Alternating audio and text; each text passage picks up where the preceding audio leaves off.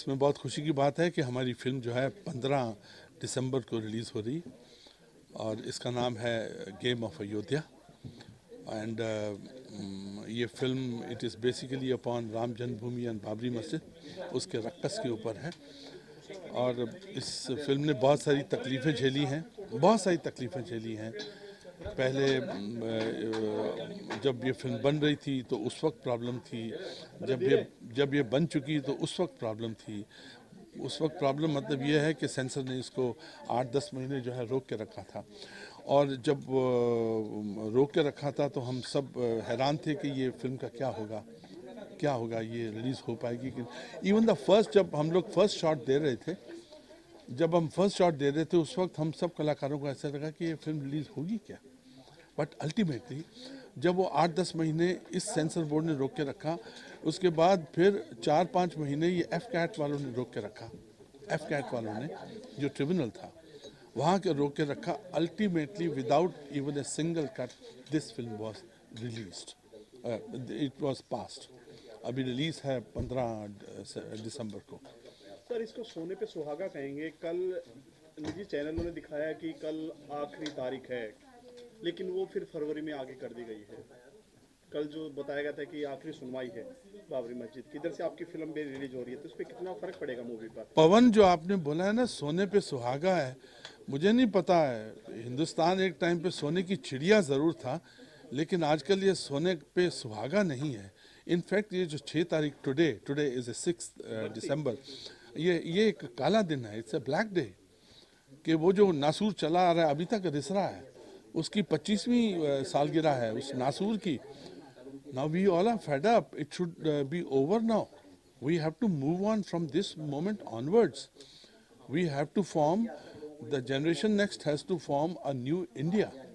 When you have to form a new India, जैसे कि बॉम्बे में एक रिकन्स्ट्रक्शन चल रहा है, दोबारा से लाइफ आ रही है, पूरा रीडिस्कवरिंग ईच अदर है, तो वैसे भी India needs to have a generation next, और वो लेवल नेक्स्ट वाली बात है। कितनी खुशी है कि 15 डिक्लेयर हो गई। आपकी फिल्म का भी विरोध किया गया, जैसे बहुत विरोध हो रहा है पवन, बहुत ज्यादा विरोध हो रहा है। पद्मावती की तरह आपकी फिल्म को भी काफी प्रदर्शन किए जा रहे हैं, हाथ काटने नाक काटने तक की बात आई है, क्या कहना चाहेंगे? नो, हमारे poor director mister Sunil Singh, उनको थ्रेट आया कि उनके हाथ काट देंगे।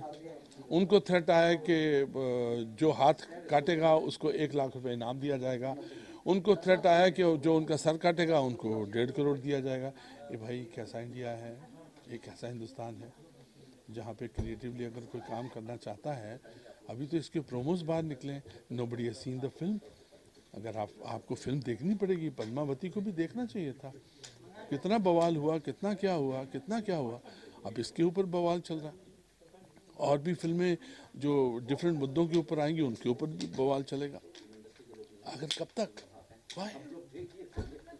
कितने सिनेमाघर में सर रिलीज हो रही है ये, और इसके लिए क्या टैक्स फ्री रखा जाएगा? इसको एक देशभक्ति की मूवी कह सकते हैं? बिल्कुल रियलिटी। बहुत अच्छा सवाल किया। आई एम हैप्पी पवन, आप बहुत अच्छा सवाल करें।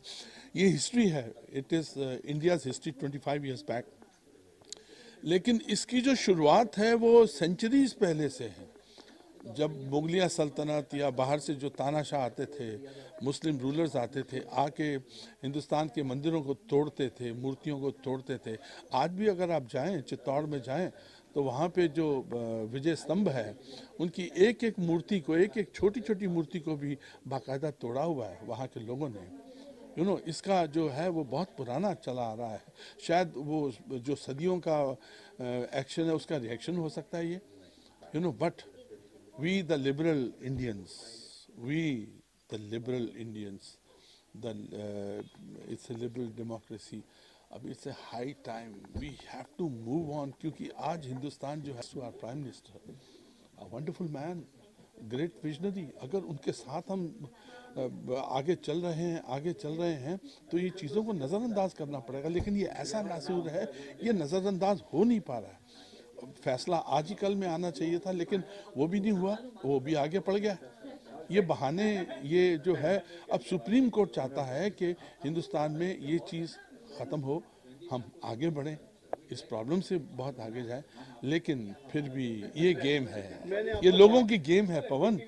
बहुत सारे लोग बहुत सारी गेमें खेल रहे हैं। सर मैंने आपको कहा कि सोने पे सुहागा है, कहीं ना कहीं लोगों की इच्छा बनेगी इस फिल्म को देखा जाए। जो अभी चल रहा है अयोध्या क्या था कि इस फिल्म को बैन किया गया है, बैन करने के बाद फिर रिलीज कर रहे हैं इसको, और इधर से केस भी चल रहा है, तो कहीं ना कहीं फिल्म को काफी हिट जाएगी। नो, फिल्म अगर देखी जाए, अगर बड़े इत्मीनान से देखी जाए, बहुत अच्छे उसमें से देखी जाए, तो फिल्म के लिए अच्छा उद्धार है, ये फिल्म का उद्धार है।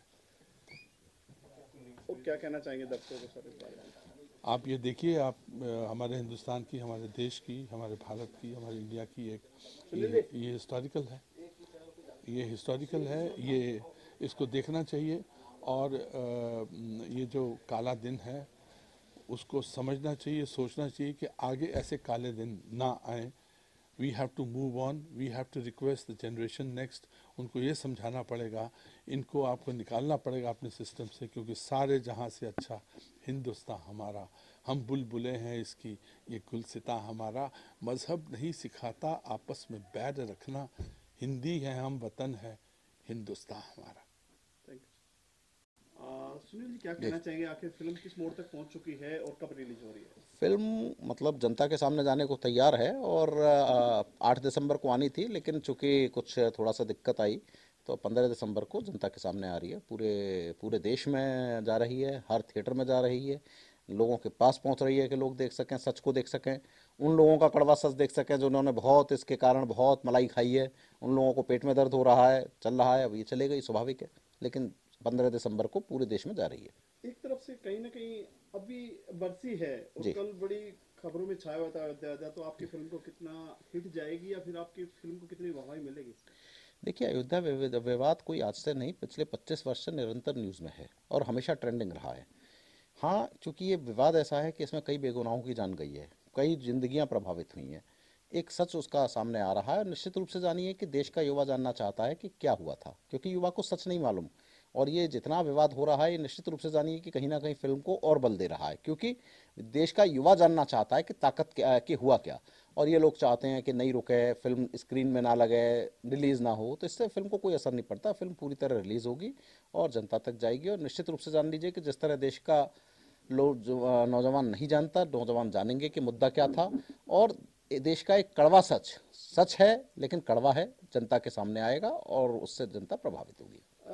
इधर से पद्मावती, मतलब कुछ चीज अगर बड़ी होती है उसकी आवाजें उठती है, कंट्रोवर्सी होती है, लेकिन आपने कहा कि हमने सच दिखाना चाहा, लोगों ने हमें गलत समझा। जी, अपने तरह से कई संगठन हैं जो अपने आप में स्वयंभू संगठन हैं, कुछ हिंदुओं के ठेकेदार हैं, कुछ मुसलमानों के ठेकेदार हैं, कुछ अन्य धर्मों के ठेकेदार हैं। आजकल संगठन बना के लोग ठेकेदार बन गए हैं।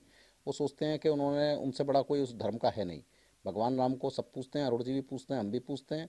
हम लोग तो कहीं शूटिंग कर रहे होते हैं, सामने मस्जिद पड़ती है, गुरुद्वारा पड़ता है, तो हम तो उसके अंदर भी चले जाते हैं।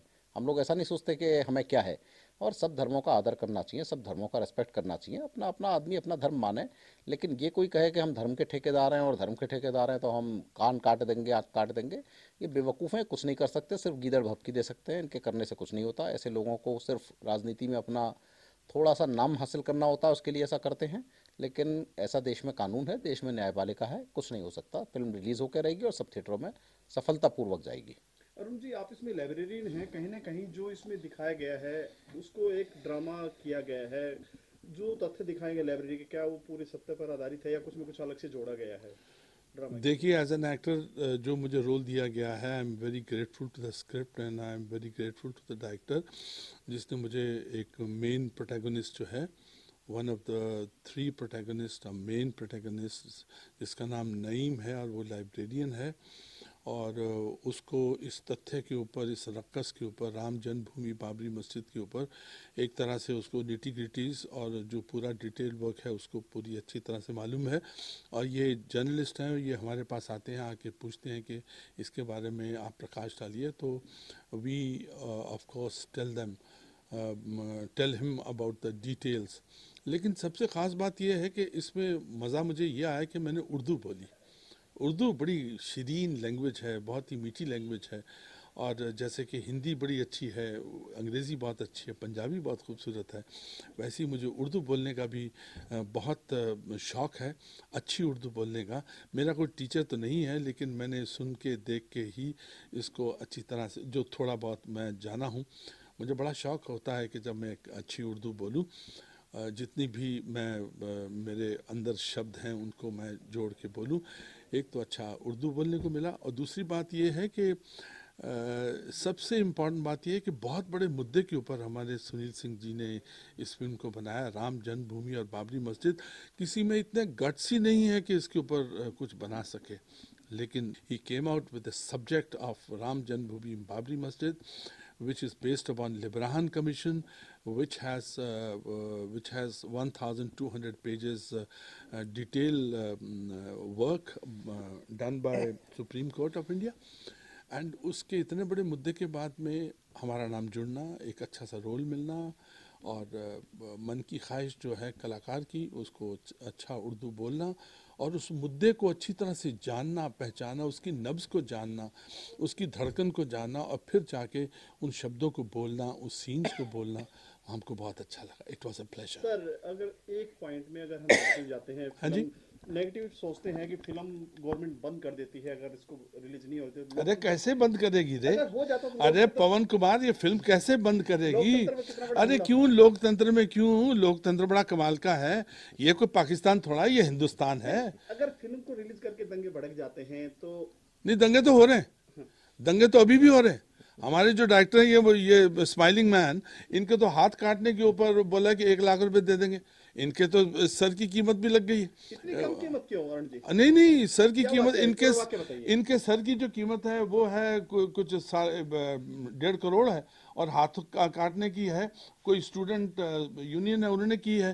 तो किसी ने उनसे पूछा, एक हम भी बैठे हुए थे उसमें, बोले अब 1 लाख रुपया आपने क्यों बोला को बढ़ा नहीं सकते थे? तो बोला कि हम स्टूडेंट है साहब। अरे तो उस स्टूडेंट को ये कहना चाहिए यार, 1 लाख रुपए बहुत होता है, अपनी पढ़ाई पे इस्तेमाल करो, अच्छी किताबें लो, किसी अच्छी लाइब्रेरी के आप मेंबर बनो, वहाँ पे अच्छी किताबें पढ़ो, 1 लाख का इस्तेमाल करो। ये हाथ काटने के लिए आप लाख रुपए दोगे, अपनी मेहनत की कमाई क्यों? Why? This is bad, this is very bad. आपने कहने कि योगी जी के भी इसमें कुछ डाला है, मतलब जो फिलहाल की जो चीजें हैं जी जी। उनके भी क्या क्या चीजें डाली आपने अलग देखिए, जो लोगों के विचार हैं वो सब डाले गए हैं। चाहे योगी जी का विचार हो कि मस्जिद गिराने से कोई नहीं रोक सका तो मंदिर बनाने से कौन रोकेगा, निर्माण होकर रहेगा, योगी जी ने कहा है और आज भी कहते हैं, इसमें कोई बात नहीं है। उनका विचार डाला गया है, साथ में ओवैसी जी का भी डाला गया है कि इंशाल्लाह मस्जिद वहीं बनेगी। तो दोनों ही सब समुदाय के विचार डाले गए हैं, कोई इसमें कोई ये नहीं है कि किसी एक समुदाय विशेष से कोई हाँ मतलब उसकी तरफ फिल्म बनाई गई है। फिल्म में सबकी विचारधारा दिखाई गई है, जो जो लोगों की विचारधारा है। लेकिन एक आम आदमी फिल्म को देख पाएगा, टैक्स फ्री की जाएगी, बहुत बड़ा इशू है ये। देखिए, टैक्स फ्री करना ना करना राज्य सरकारों की मर्जी पे है। अब हो यूपी में तो हो ही पाएगी जाएगी, कहीं हो ना हो। नहीं। अब यूपी में तो सबसे ज़्यादा दंगे हो रहे हैं। अब जो भी कुछ हो रहा है, सबसे ज़्यादा कीमतें यूपी में ही लग रही हैं। अमर सिंह जी का क्या बयान है इस पे, क्या कहना है उनका भी? अमर सिंह जी अब क्या कहेंगे इस मुद्दे पे? अब वो भी थोड़ा सा दुखी हैं इस मुद्दे पे कि जो कुछ हो रहा है ठीक नहीं है। पर अब ये लोकतंत्र है, लोकतंत्र में सबको बोलने का अधिकार है, लोग बोल रहे हैं तो इसमें कोई क्या कह सकता है। Thank you. जी।